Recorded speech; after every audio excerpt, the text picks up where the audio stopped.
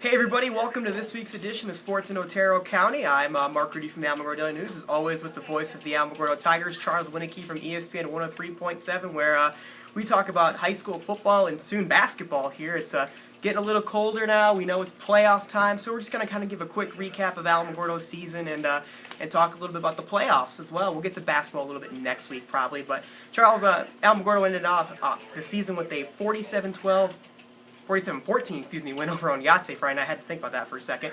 But, you know, for them, they really wanted that game, and you could tell that the team was prepared. They got back to moving the football, and they just wanted to set a good tone going in next season and let the seniors off on a good note. Yeah, I mean, it was two teams who really had nothing to play for in terms of, postseason, and one team showed up, and I kind of feel like the other team did not show up in that game, and Alamo was the one who did, and it didn't surprise me. Those guys have really worked hard all year long, and the wins haven't been there for one reason or another, but that really didn't shock me one little bit for how hard those guys played. And, if you're a Tigers fan, it's, there's a number of seniors in that team, Tanner Graham and Conrad Collins and Jason Westfall, and I'm sure I'm not thinking of a couple of guys there, but who are going to move on, but there's a bright future, especially in that backfield for the Tigers. Yep, you get Cody Alfar and you get John Matzke both back next year, so your two top leading rushers back. Cody Alfar just shy of a 1,000-yard season. I think he had 960, something like that. He was just short of one. That's got to be an excitement as well. You might get Tyler Schumard back next year. They'll have to reevaluate him and his injury going into the season. Obviously, it was not the season that they wanted, 3-7 after the games they made last year back to the playoffs, and just so many things happened with this team. And I talked to Coach with all the adversity they did, all the injuries that happened before the season, the kids transferring, and just other stuff with other players moving out too. So for them, it ended on a positive note, and next year they'll try to improve. And you see, as you just mentioned, they get a lot of the kids back, so they end the season 3-7, and of course did not make the playoffs for Alamogordo this season, but they just mentioned got a number of kids back next year.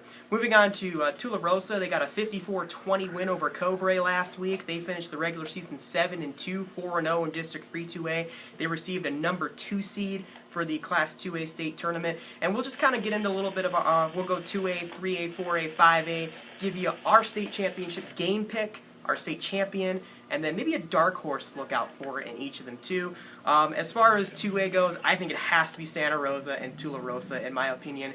However, I think Texaco can give Tularosa some fits as well. Maybe it could be Santa Rosa, Texaco. I'm picking Tularosa, Santa Rosa to go to the state championship game in 2A though. Yeah, I'll agree with you on that one. I think those two. I think the dark horse, the team to watch out for, is Hatch. I think it's a team that moved from 3A to 2A. They've been in this position before.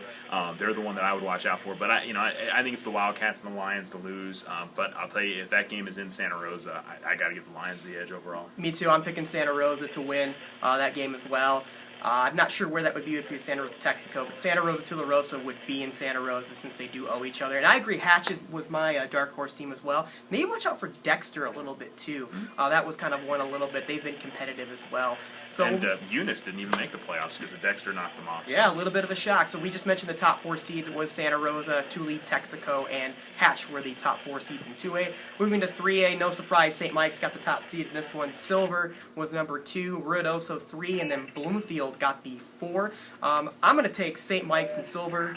I think this one, to me, is a no-brainer. So, of course, these two teams did play earlier in the year. I assume that's who you're taking as well. It's, they were clearly the best of the group. Ruidoso went to Silver and got handled easily. Lovington went to St. Mike's and got handled easily. So, I mean, it's those two without a doubt in the state title game. I think the dark horse, just because of who they are, is Lovington. I mean, just if you have to end up going there to have to play a playoff game, that would be a tough issue for anybody. I'll pick Ruidoso as my dark horse. I know that you kind of say a 3 seed is a dark horse, but the way that they went against Silver, stuff changes sometimes, so we'll see. I think Ruidoso is my dark horse right there. I'm going to pick St. Mike's, though, to win the state championship. They already beat Silver this year as well. From what I could tell, that wasn't a close game, was it? Or It was a 2-touchdown game, but yeah, because I don't know where the game would be. I think if it's in Silver, it's really close. If it's in St. Mike's, the Horsemen are beyond the favorite. Yeah, St. Mike's looks to be the clear favorite this year.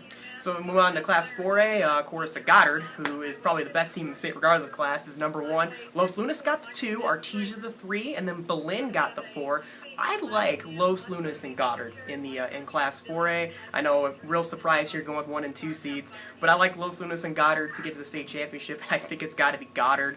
I'm going to give Belen as my dark horse team out there. I've heard a lot of good things about the Eagles So I'm going to say that's my dark horse team. I'm going to go Goddard and Artesia, actually. I think Artesia will beat Los Lunas in the semifinals if they get there. The dark horse for me is Deming. I think the Wildcats have got a lot of talent. Got to see them when they played the Tigers a little bit earlier this year. So, Deming, they'll have to get past that first-round game. But I think, they could give some problems. I think even to Goddard they could probably give some problems. So.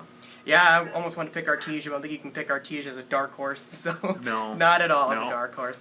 Move on, of course, Class 5A, Rio Rancho, the top seed there. Las Cruces High was second, La Cueva third, and Sandia got the 4 seed. I think it's Las Cruces and Rio Rancho again in a rematch this year, but I know Rio Rancho beat Las Cruces. I'm taking Las Cruces to win the state championship. My dark horse, I'm going to say Mayfield for a dark horse there as a 5 seed. So just what I saw from them a couple weeks ago, I'm picking them as a dark horse. Yeah, I know Mayfield's a 5. It's kind of hard to see them as a dark horse, but Rio Rancho, I think they learned a lot last year. I think they'll probably get to the state title game.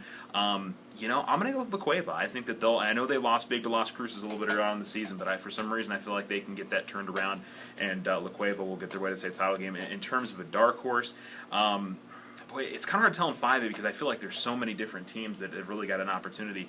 I'm going to throw one out there. El Dorado. I know they're the 11 seed. I think that El Dorado's kind of played beneath where they should be all year long. I think they can give a lot of teams some issues. I'm going to give you another one, too. Watch out for Clovis. I wonder, I think they have a Trisco this weekend, so I think they should be able to take care of business against them. And you never know, though, with the team kind of had struggled a little bit, but, Eric Rowenhouse team, those teams will be prepared. Kind of like Michael Bradley teams, they'll be prepared now as well. So that's our picks for our state championships this week. And, of course, if you are a Tula Rosa fan, they do have a bye this week. They will host either Clayton or Navajo Prep next weekend.